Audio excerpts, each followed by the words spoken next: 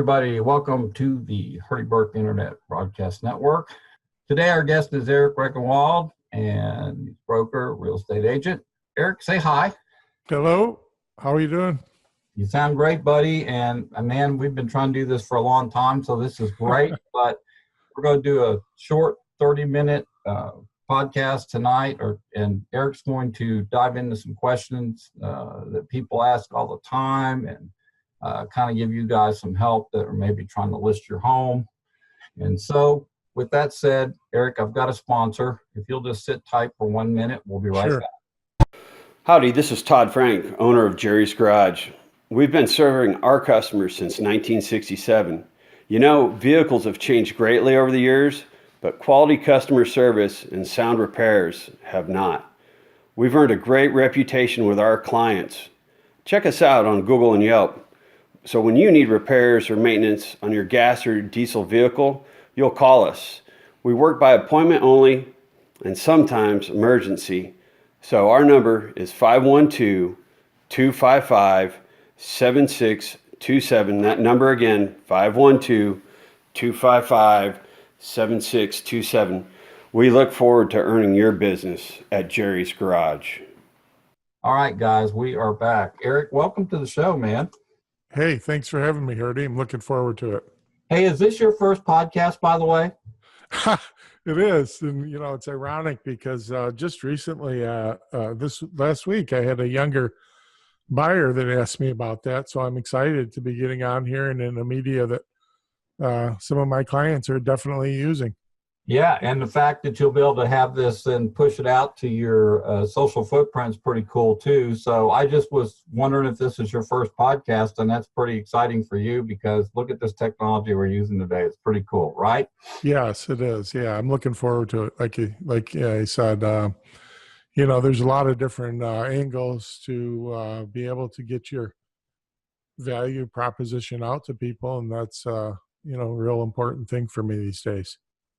Well, with that said, we have some questions that were that you had submitted that you think people want to know, and I think it's important because being an agent and a broker like you are, especially in the Austin area, you have great knowledge and a lot of experience. So, one of the questions that right off the bat that a lot of people want to know is, Eric, how do they choose a good agent and a good company to represent them?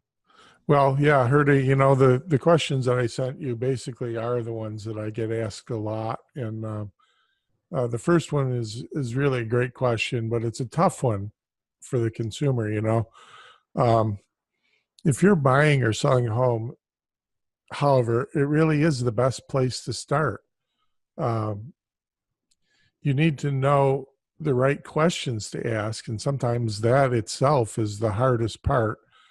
Unfortunately, what happens is a lot of times they just rely on a friend of a friend or a family member.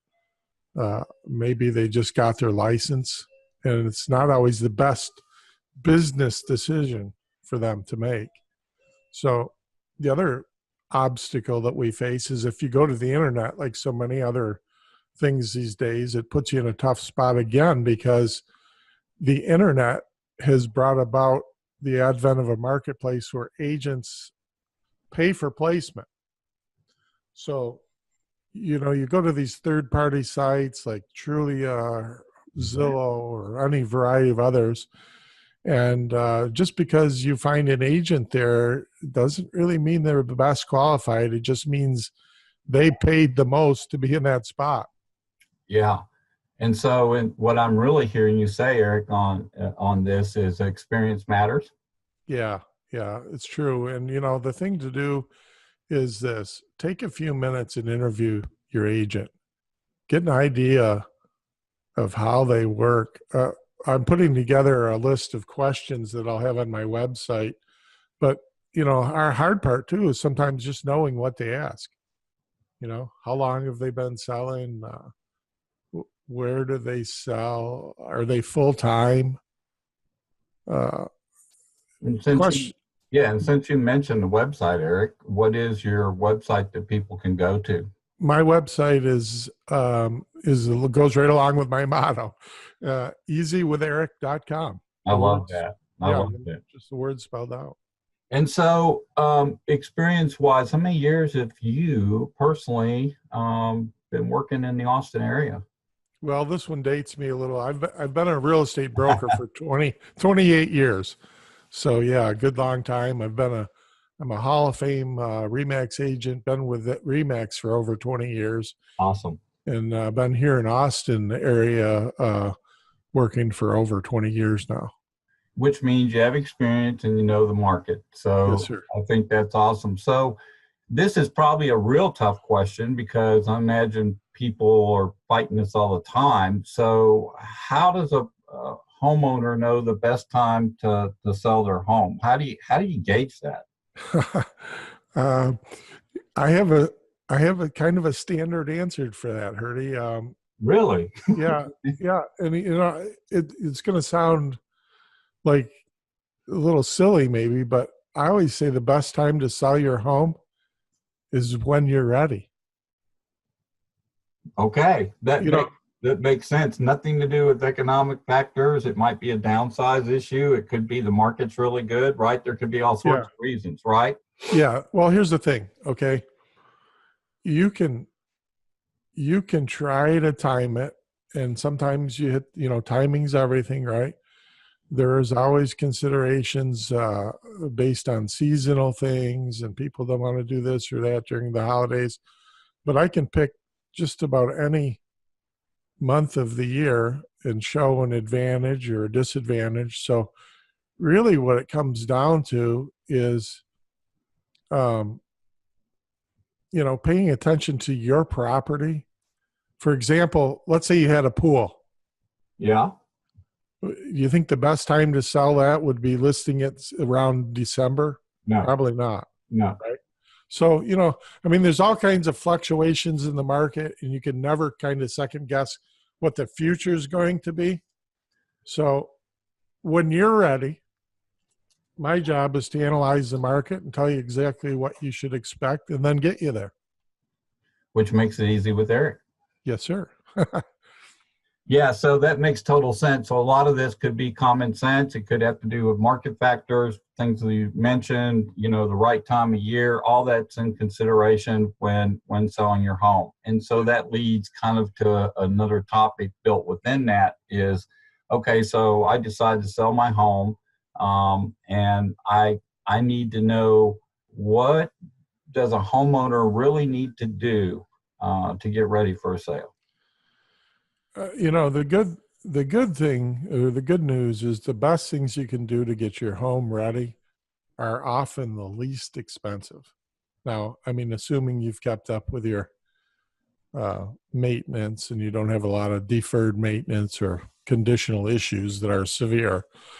The number one highest return on value is going to be very simple: cleaning, painting, and staging. You got to get rid of the clutter. It can't be noisy or smelly. Right. And, distractions are never a good thing. So you want to minimize these however you can. One example is personal effects. Folks tend to have photos of the family and Right. collections that they display and things like that. I always say, hey, you're going to move, right? And they'll say, yeah, right. And I'll say, okay, start packing. Get it put away. Yeah. My rule of thumb is if you have a horizontal surface in your home, you shouldn't have more than 3 items on it. Just to keep it from looking cluttered and overwhelmed, right? Right. Here's the thing. You got a finite amount of time to be showing your home. Yeah. And you want them to be looking at what the home has to offer, not remembering your collection that was up on the wall, or your family photos, or your pet birds, or right. Right. So, yeah, you want them to be able to see the home. So the home does need some basic things done to it if there's nothing major, and you're saying staging is important because staging can show how a house can be functional, correct? Yes, and what I always try to do too is this. I don't think it's necessarily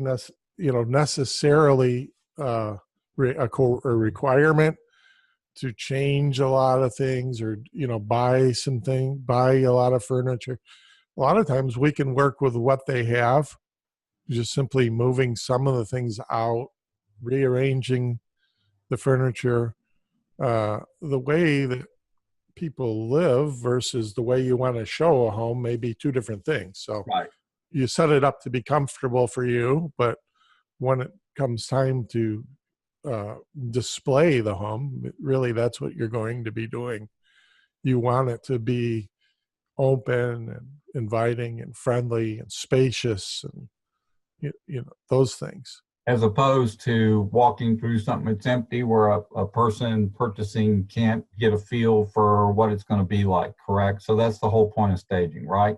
Yeah. I mean, and people have vacant homes they need to sell as well. You can do some very uh, limited things in terms of that. Set up a couple, uh, pieces of furniture here and there to suggest a usage of a room. Sure. But yeah, we sell vacant homes as well, obviously, and in that case, you just remove everything. So what are those three things again that you say a home needs to be ready for sale? You mentioned those three. Can you say those again? Yes, absolutely. Clean, paint, and stage. There you go. All right. So Eric, no kidding. I drive down through a neighborhood like all the time, and I see these signs out front that say home for sale by owner. And you're laughing because I Yeah, think we know where we're going with this question, right? So, that's probably a little bit, being a little facetious. You shouldn't be laughing. right. I find a lot of times that people get in this position because sadly they had a bad experience and they felt like, I can hey, do this myself. Right. hey, look at what I got before. I'm just going to do this on my own.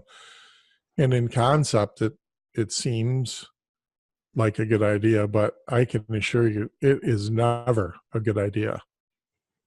And What would be some of the, just without putting you on the spot, what would be, what does somebody bump into when they're trying to sell their home on the own? What would be like top two things that could hurt them? well, I think before we jump into that, I think going back just the basics of why they're doing it. Okay. Usually, the number one answer I hear, and by the way, I've sold hundreds of homes that we met originally because they had a sign up, and what I hear over and over is, we just want to save the fee. Ah, And okay. and the reality is that they're not going to save the fee. In fact, the National Association of Realtors has been following the stats on this for over 100 years. Uh-huh. It's estimated that the average homeowner who actually accomplishes a sale on their own is going to get up to 20% less than if they'd listed it. And so that's a real stat that you obviously show folks too, right? When you're sitting down with them. Yeah. Now, I've tracked this myself, and over the years, all of the homeowners that I've worked with, when we sit down and if I can actually get them to engage and we start talking about what it is that we do and what we get paid for, it starts to become evident. Um, you know, one of the number one things that I see that they do is they say, well, let's get an idea what to list this house for, or sell this house for, put it out on the market, and they fail to take into account that the comparables they used were homes that were sold by a professional broker. So right away you got to subtract the commissions that were paid. Right. Um, I See, you're think busy. Your phone was ringing. That's pretty cool. yeah, I forgot to I'm messing quiet with it. you. I know. The having a broker shouldn't be a hassle, and I feel like a lot of times this is why they came back to this position, because they were in a situation where it was a hassle. Right. But um, Easy with Eric. the concept of selling a home on your own is analogous, in my opinion, to being a defendant in a court and trying to represent yourself in a proceeding without the assistance of legal counsel. Why would you do that? Good analogy. Great analogy. There's so many ways for a homeowner to get themselves in trouble, and right from the get-go, there's challenges they may not even realize that they have to deal with. Which goes back to that experience and goes back to multiple 20-something years you've been doing this, right? Right. You can show them the light instead of them just going on the internet and seeing all sorts of ways to sell it by themselves, right? Yeah. All looks great, but on paper, it's tough to do. I mean, things like negotiating, sorting out potential title issues, proper disclosure, Right, all that stuff. A myriad of other things. And you got to do it right. Look, here's the thing, Herdy. Hundreds and hundreds of transactions I've closed. I've been doing this for 28 years, knock on wood. I've never been in mediation. I've never been to court. I've never been sued. I've never had a client that's been sued that we've represented. And I've never even had a claim on an O&E policy. And the reason why is because I do things by the book. We have a checklist. We follow up. And we make sure that they're covered. There you go. Which is why it's easy with Eric. You keep saying that. Well, I have to, because this is making sense, right? If you take people through all these steps and do it properly, then that's what your whole tagline's about, which people don't realize how important that is. Yeah, here's the thing. It isn't rocket science. You don't need to reinvent the wheel on every transaction. You should have somebody that knows the process, has been down the road, can get you through the tough parts of it, can handle your negotiations and your dealings and make it work. And, that's built into our system. That's why I say, if you're buying or selling, it's easy. We want it to be easy. Right. And I would say that the personal connection and standing by the side of that home seller means just as much as everything you just mentioned, right? Just having somebody there that's an advocate for them. That is awesome. It's like, it goes back to the analogy of counsel. I mean, you may be able to give the attorney the path you want to go, but he has the resources and the connections and the experience and knows the law and knows how to support your interest. Sure. That's what we do. Well, okay. So Eric, I want to sell my home, and I'm really, really proud of it. Really. Okay. Yeah. And I want to maximize that price. I want to get all I can. So how do you help somebody that's trying to figure out how to sell that home at the right price? Well, we call that, kind of jokingly, we call that the heavy nails syndrome. I got the house and it's got this XYZ and it's got heavy duty nails. Well, again, that's what matters. What it really comes down to, Herdy, is three things. And, I always start off every interview with a home seller by asking questions. And one of the questions that I ask is, what is important to you on this sale? Because is it price? Great question. Is it price? Is it convenience? Do you want to move twice? I mean, maybe, maybe moving twice would help them to get more money. There's a lot of things to answer. So price, timing, convenience, what's most important to you? And if they say price, and they often do, then it's pretty simple. We got to come back to what makes it happen. And that is three things: price, point, condition, and marketing. Okay. Okay. And Yep. so you can have the best price in the world, for example, but if no one knows about it, it isn't going to sell. Yeah. Now think about this. You got a home and it's 50% over the market. Hey, I could have spotlights, carnival barkers. I could do open houses 3 times a week. Yeah. Video tours, fireworks. You get the idea. Right. If the price is too high, It's too high. it isn't going to sell. Right. So, really, this is the thing. It comes back to your agent in preparation. The best agent is going to know exactly what to do to prepare the home, to get the price right, and to get it out there and get it marketed. Here's the thing.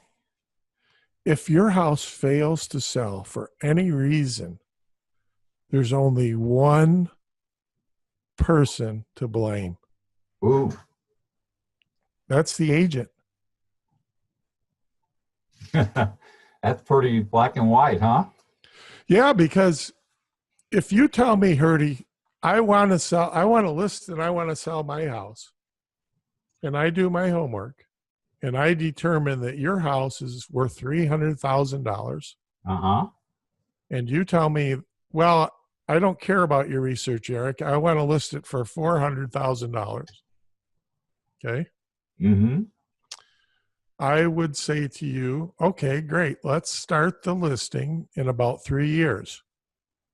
There you And go. if the market goes up that much, then we'll go ahead and get it entered. I'm being kind of a joker here, but the deal is this, is that I have to decide when we're talking if what you want to do is doable. And it's simply my job to say, yeah, we can do that, or no, we can't. And if I say, yeah, we can, then I told you, yeah, we can, then I ought to be able to get it done, right? Absolutely. To me, it's pretty simple. And you keep saying that word simple and not complicated, and I'm kind of mixing up your questions here a little bit. The fact is, if you do everything right, it becomes simple, correct? Yes, sir. And I'm going to throw this in there because I think this is an important little stat that I have in my track record. Herdy, this last year here, I closed the 83rd home in a row that was listed by another broker. Wow. Who failed to get it done. Wow. And, these interviews that I have with these people, they start off by, okay, let's talk about where we've been, what happened, what did we do? And when you start taking a look at it, sometimes it's really simple. In fact, some of those homes I actually raised the price on. Yeah, exactly. And so, which leads me into what is, Eric, I don't think I even know the answer to this because I didn't know there was such a thing, and that's because I'm not in the business. But what is the difference between a discount broker and a full service brokerage firm? Well, I think it's simply put, the difference comes down to what they do or don't do. Okay. So I've always felt like a good broker is an investment, not an expense. Yeah. You're going to get more mileage out of a good car than you are a discount vehicle. I mean, that's all there is to it. While the discount firm says we do all the things that a full service brokerage does, only we do it for less, I would like them to consider the same scenario at their own workplace. There you go. The boss says to you, hey, Bob, hey, Mary, I love the job you've been doing for a company. You're awesome. You're always smiling. You're there for our customers and you go the extra mile.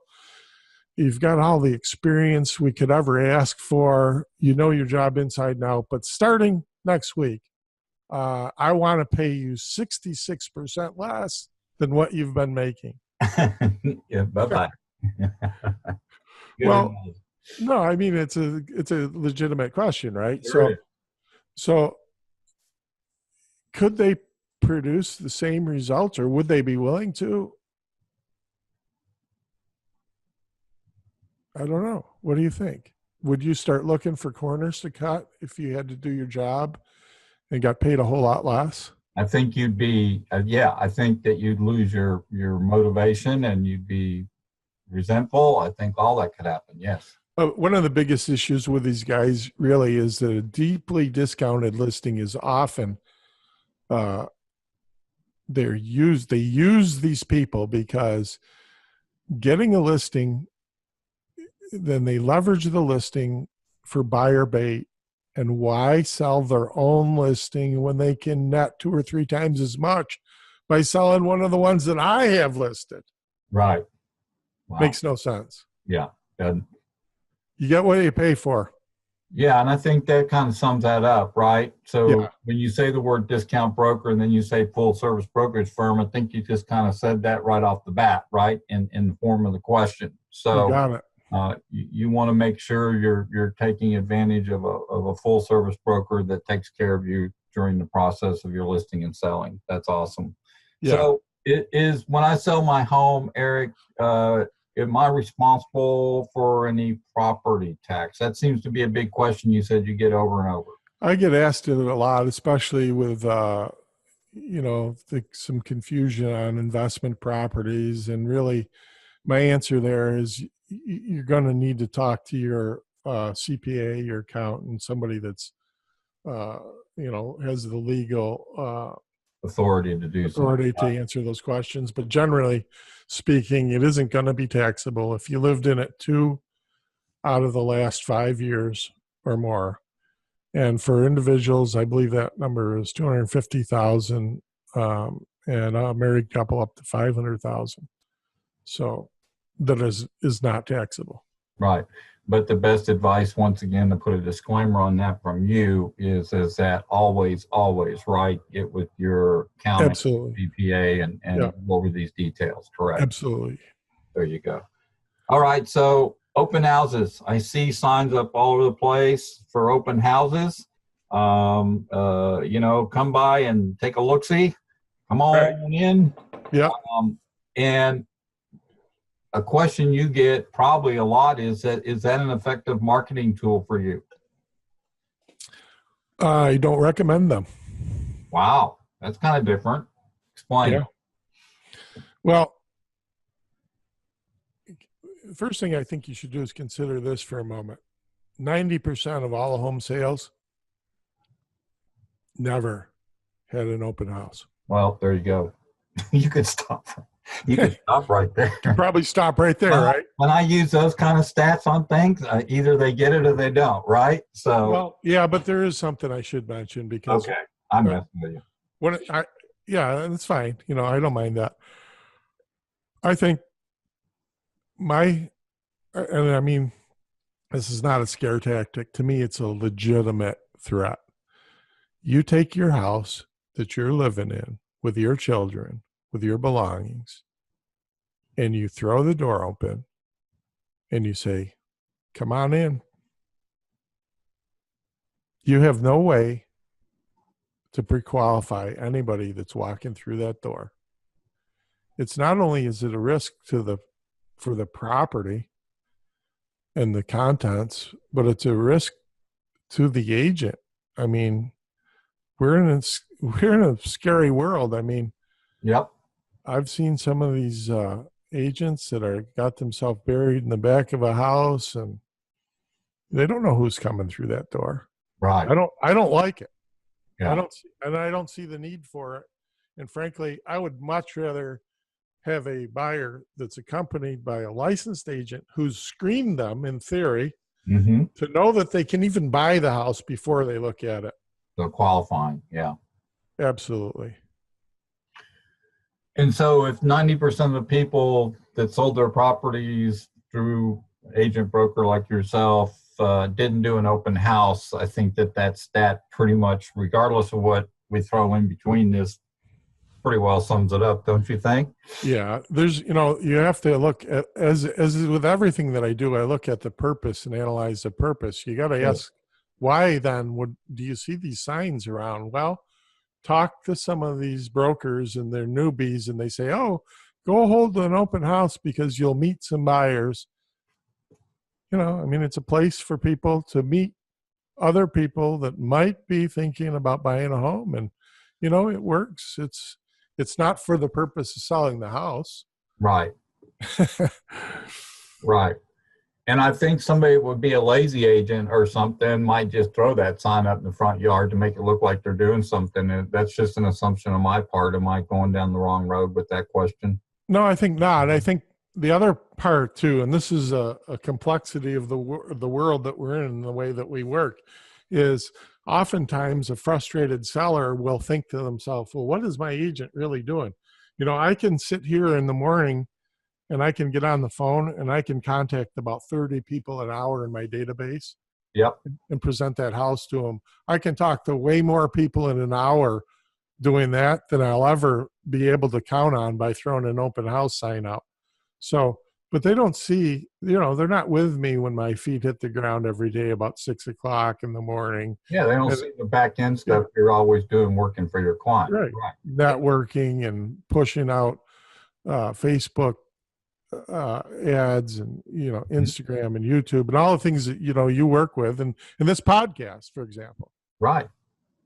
Helps them get their questions answered from an expert that's been doing this over 28 years. Well, It does see something. And to connect people, right? Exactly. So.